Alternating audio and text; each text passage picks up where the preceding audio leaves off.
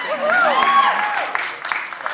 here for a very happy screening of a definition of a feel-good movie, I think. And we're doing it at the Egyptian Theater. This was Sid Grauman's first Hollywood theater. Most of you know. He built this before he built the Chinese Theater down the street. And it's still a great place to see a movie. And if you live here in LA and you don't come to the screenings of the American Cinematheque, you're missing out. Because everything looks great on this enormous screen. It's just a treat to see things here.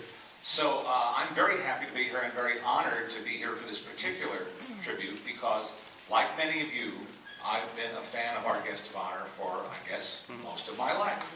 And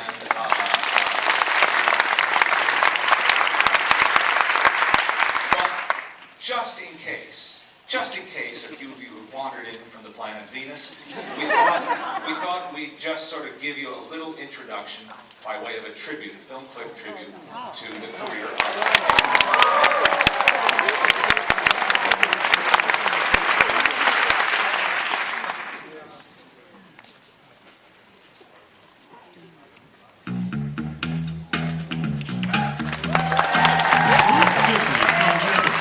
movie find in 25 years, but Hayley Mills' sharp talent, infectious charm, and natural grace paved the way for a career that's now lasted over 5 decades. The daughter of a playwright and an Academy Award-winning actor, she was born to entertain. From the Disney movies that would make her a worldwide sensation to her later work on stage and in television, Hayley Mills' popularity endures. Drop that gun. Mills first broke into film with the 1959 crime drama Tiger Bay. Director J. Lee Thompson originally envisioned a boy for the lead role, but was so impressed by Hayley's ability, he cast her instead as the young protagonist who witnesses a murder. Whom did you tell? No one, honest. Come here. Come right over here. You have a stubby little nose. What do you think about that? Her bold performance in Tiger Bay caught the attention of Walt Disney's wife, Lillian, who convinced her husband to cast the expressive Mills as the title role in Pollyanna. How do you do? The film was a massive success, due in no small part to Hayley's optimism and bubbly spirit, and earned her a special Academy Juvenile Award. They broke the mold of those little ones. It was a really sweet little thing. It was about that big. The big ones are like that, so it's like half size. That was great fun. Terribly exciting. Over the next 5 years, Mills would star in 5 more Disney films, including That Darn Cat, Summer Magic, and The Parent Trap, making her one of the most popular child stars of the time. And you can always count on me. Others to do, we will be. Let's get together. Yeah. I never meant it to go so far. We were playing a game. It wasn't a game. Don't you see? I have to explain. I have to make her believe. How can anyone believe a word you say when you believe in no one? In nothing? When she wasn't working at Disney, Mills often acted alongside her father, Sir John Mills, and in stories written by her mother, Mary Haley Bell. In 1961, she starred in a film adaptation of her mother's novel, Whistle Down the Wind, a tale of 3 children who mistake an escaped killer for Jesus Christ. Meanwhile, Hayley made a total of 6 films with her father, including the controversial, risque comedy The Family Way, a role that officially marked her transition from child star to seasoned actress. It's a damn poor father wouldn't help his own lad out. Thanks, Dad. Oh, Dad. Oh, thanks, Dad. Throughout the late 60s and 70s, Mills took on more mature film roles and brought her acting abilities to the stage and television. She would eventually return to the Magic Kingdom in the mid-80s and, to the delight of fans everywhere, star in a series of Parent Trap sequels. Now, sisters Susan and Sharon were all grown up and facing the precocious schemes of their children. No, absolutely not. I don't care whose father he is. I'm not about to be fixed up by my 11-year-old daughter. She's full of wit, confidence, and energy. Her enthusiasm for life leaps from the screen in every adventure. She was and always will be an inspiration for young women everywhere.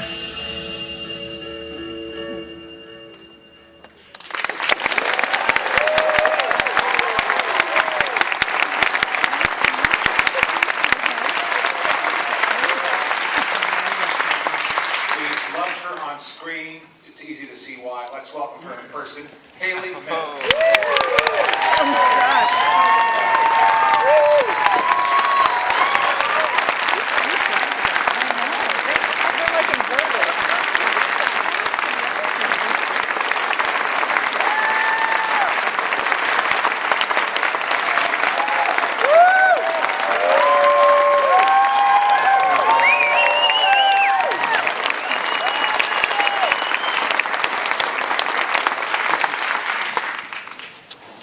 I'm sitting on your microphone. That's bad showmanship. Good stuff. Yes, it is. It only gets better here, right? Welcome to Hollywood. Welcome to the TCM Classic Film Festival. It's great to have you here. Thank you. It's great to be here, and I have to say, I was very moved by that little bit of film.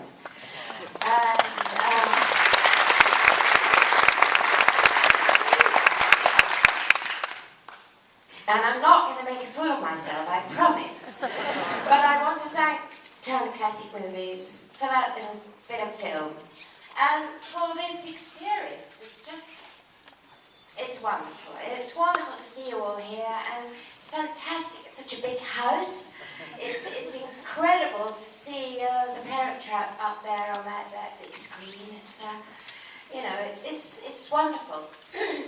And the work that TCM Classic Movies is doing to keep films alive and not only let us see them at home on our huge HD TV screens, but also to go back into the movies, and for people to have this big movie experience, which really is still the best of all, and everybody sitting together having a great time. So I'm very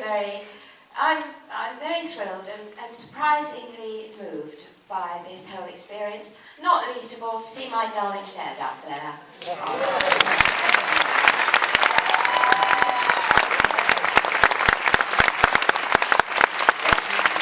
He meant a lot to us too. Certainly, in your homeland, but here as well.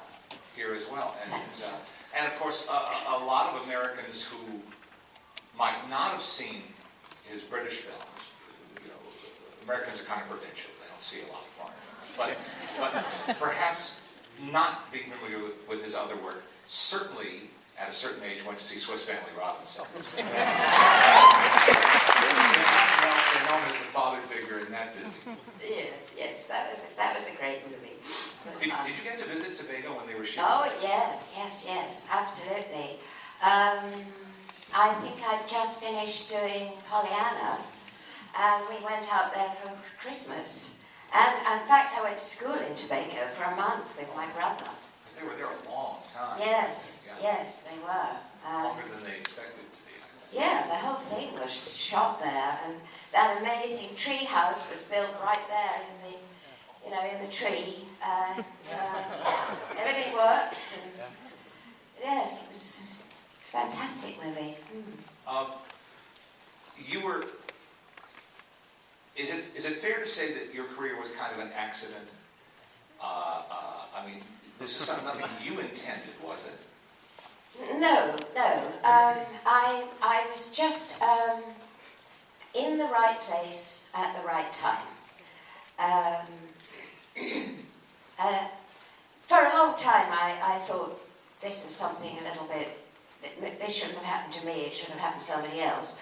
But I've since come round to thinking that that it was fate, destiny, or something like that. I do believe in those things, as I believe it's no accident that we're born into the families that we're born into.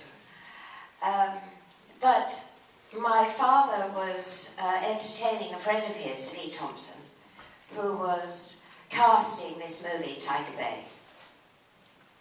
And he'd already cast this beautiful German film star, Horst Buchholz, who was my first love. and the film originally, the story originally was about this Polish seaman and a small boy. And they had looked for boys all over the place, but they hadn't been able to find one. And anyway, he was having lunch with my father in our home in Sussex. And he wanted my father to play the detective inspector. And I was, you've probably heard this story, I was a bit sort of hooked on doing television commercials at that time. Palmolive and Tide Clean and Murray Mints and all those things. And he was watching me and he said to my father, it doesn't have to be a boy, it could be a girl. Why don't we just do a screen test with her? So I did and got the part, and that was it. Now, as we heard, Mrs. Walt Disney saw you. Yes, she was in London on holiday, and with Ken Anakin's, the director Ken Anakin's wife, and it was raining. They were shopping, and so they popped into the cinema where Tiger Bay was showing, and she then called Walt and said, I think you ought to see this movie, because I think I've just seen the child who could play Pollyanna. So he came over to London, and because, funnily enough, the Rank organisation wouldn't send him a print of the movie. Why didn't he just download it? Yes, I know. Very different world. So he came over and I met him in the Dorchester Hotel. And I went there with my mum and my dad and my brother, and we bought this small white Pekingese puppy that we'd been given by Laurence Olivier and Vivian Lee, and she'd given it to them because it was peeing all over their carpets. And we took this small Pekingese with us, and of course it peed all over the Dorchester's carpets. So that really was what we were talking about. You know, there was Walt down on the ground, scrubbing the carpet with a towel. And we just chatted, really. And I didn't even have to do a screen test, and that was another big difference. I mean, today you have to do a screen test if you want to cross over the road. So you know, it was very easy and very, very lucky. If somebody wrote that up in a script, you wouldn't believe it. You'd say, no, that number of circumstances and coincidences couldn't happen. So I guess it must be fate. I think it is. I think so. So now you're whisked away with your parents to Hollywood, and not just any studio in Hollywood, but the Walt Disney Studio, which looks, if you don't know, it looks like a college campus. It doesn't look like any other movie studio. It really is a unique place in this community, in this industry, and plucked down into the lead role of Pollyanna, and because Walt Disney hosted his weekly television show and held us all in rapt attention with it, we knew who you were before Pollyanna came to our local theaters, and he built you up and created this tremendous anticipation to see the film. Oh, I didn't know that. Oh yeah. He was a good PR guy. Well, he was a very canny producer in that way. So I mean, Pollyanna was a smash hit, and so suddenly you were kind of at least in this country, an overnight sensation, and then around the world. Did it affect you? Were you aware? How much did you know at that age what was really going on? I didn't know very much about it because after I finished doing the movie, I went back to England, and also went back to boarding school in England, quite a strict girls' boarding school. You couldn't write to boys, you couldn't write to anybody who wasn't a direct family member. You could only wash your hair once a week. And there were grey scum on the boiled potatoes. It was proper boarding school. And so, I didn't really know very much about it. And then I came back to do the Parent Trap, and everybody was. See, the thing is that everyone acts in Hollywood. I had a wonderful conversation with the guy who was driving my taxi yesterday. And he was an actor, he did yoga and meditation, and we were talking about esoteric things, and I thought, this is wonderful, this is Hollywood. Everybody's in show business. And we all are in show business, really. We're all creating our lives every day and acting parts every day, aren't we? Well, I am. And so it didn't really hit me. Except with the fan mail, I had to do a lot of fan mail, and I think I did answer, 99% of it. Occasionally, I meet somebody who stands in front of me with a, deeply hurt look on their face and says, "You never replied to my letter." And, for that I'm very, very sorry. But, this is what happens here, this wonderful dream factory that you all live in. And it's a real, it's a job, it's hard work, and you get up very, very early in the morning, and you're in the studio all day, and everybody's getting on with it, and you get home at night, and you go to bed, and you eat the right things, and as a child I had to go to school, so I went to school on the lot with Anna Funicello and all the Musketeers, and Mucci and Kevin Corcoran and everybody, and we were all trying to get an education under quite difficult circumstances. And I just sort of slotted in, it just seemed perfectly natural. And I suppose because my father had been an actor ever since I could remember, and we'd all trailed around behind him, and he was a very disciplined, professional man, and one sort of learn what to do by observation, really.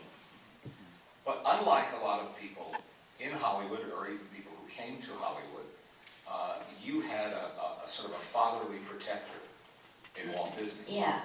And he took a real personal interest in you, didn't he? Yes, I think he did. He was very kind and generous, and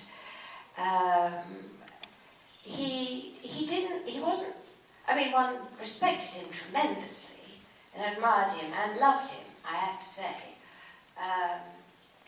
And he was definitely the boss, and when he walked around the studio, everybody said hello, and he knew everybody's name,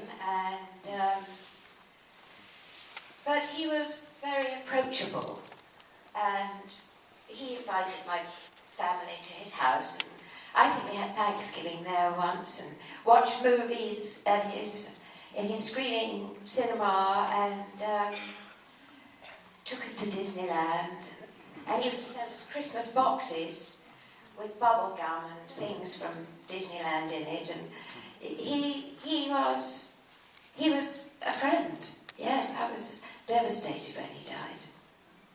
Now, just to talk a little about this film in particular, did you understand the challenge that lay ahead when they told you were going to play twins?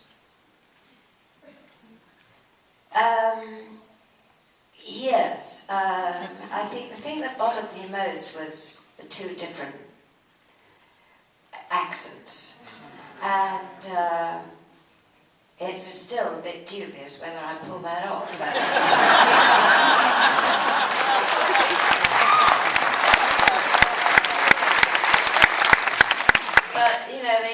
sort of like fudge it a bit by saying I was from New England, and then when I actually did go to New England, they don't sign English at all.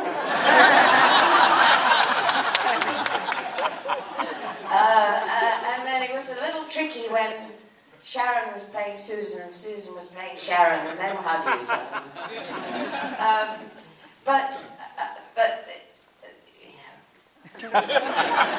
What can I say? It was a wonderful story, and you just, you know, I think people just got connected to the story and all those characters, and it was such a clever film in many ways because all the parts were so well cast, so well written, and all the actors. Disney cast his films so wonderfully. There were no kind of nothing parts, because every part was cast by the best actor for that part. And, you know, for me to suddenly find myself working with Adolphe Marjou and Jane Wyman and Charlie Ruggles and Maureen O'Hara and Kathleen Nesbitt, you know, these marvellous people, it can't help but raise your game. And I think I felt very supported and comfortable because I was working with these tremendous professionals. And of course, professional people all over the world, and I'm sure in every area of expertise, are very generous. And they were patient and generous and lovely with me. I mean, Maureen O'Hara, one of the most beautiful women I've ever seen.